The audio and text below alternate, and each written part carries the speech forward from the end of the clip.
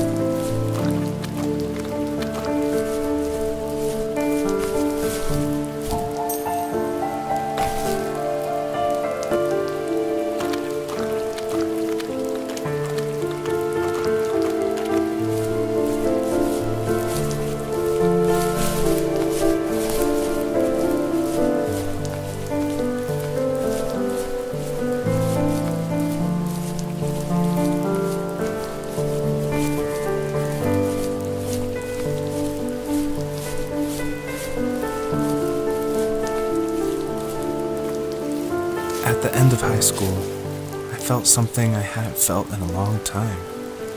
Drive.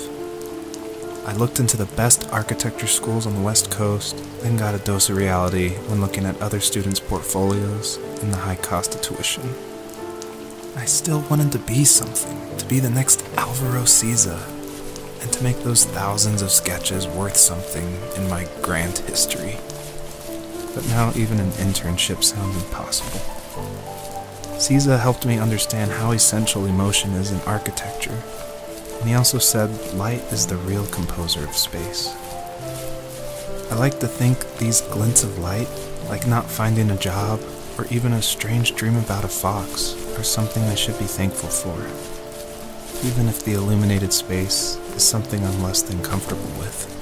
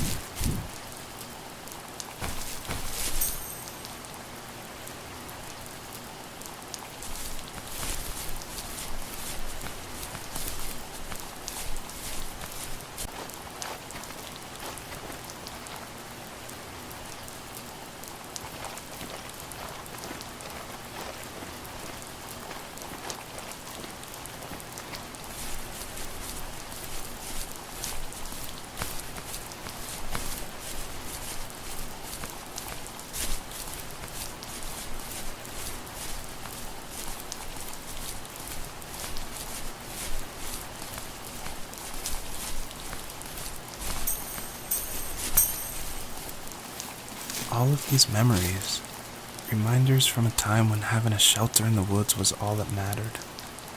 Now the house is a tomb, ready to be abandoned and taken by the elements. It's not a tomb yet, but it can always be a memorial if you let it.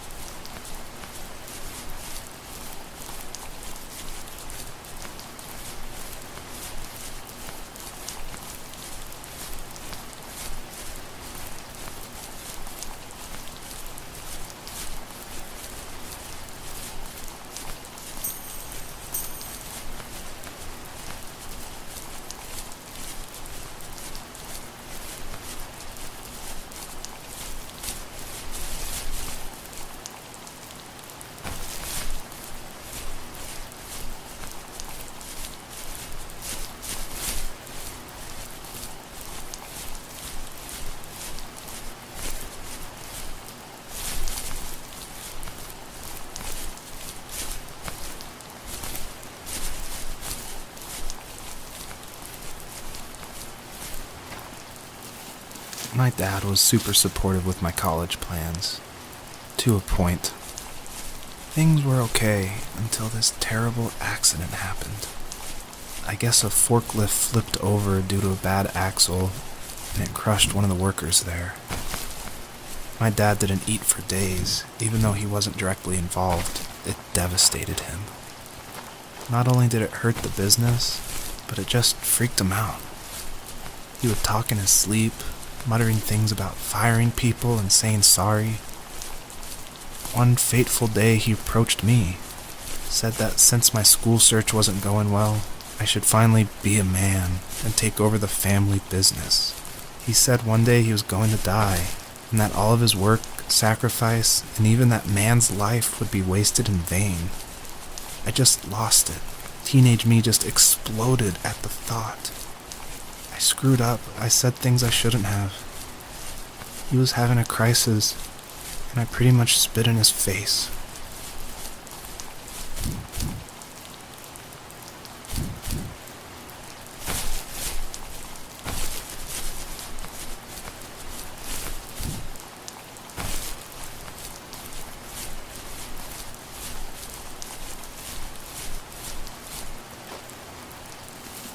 Was that the last time you talked to him? No, I called on holidays, and he would call on my birthday. I guess we acted like nothing ever happened, which was stupid. Didn't want to ask about his lumberyard, and I'm sure he didn't want to ask about my job search.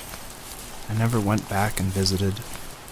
I think the last conversation we had was about what movies we had seen and what exactly a best boy is in the credits. I thought he would be here so much longer.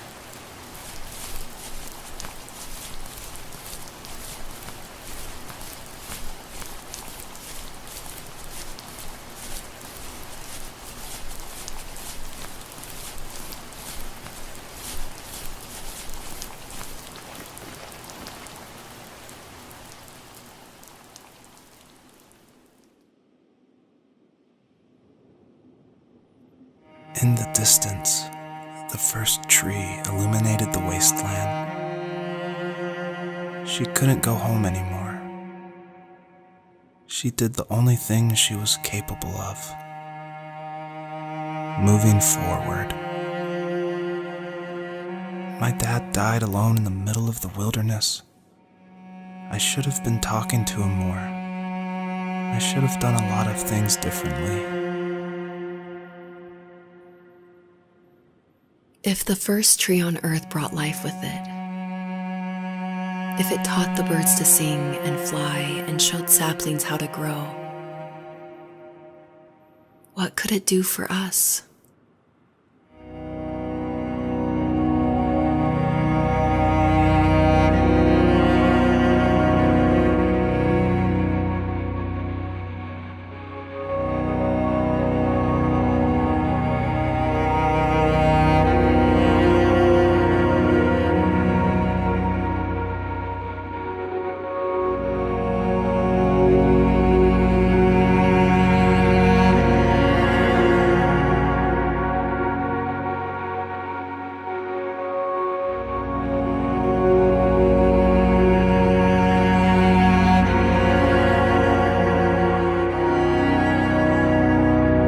There was a letter I received yesterday from a name I didn't recognize, with a quote I can't stop thinking about.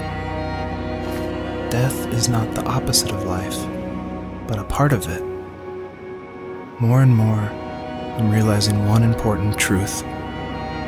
Each of us have our own journey to the first tree, but sometimes I'm not sure I'm ready to take that first step. You already have my love.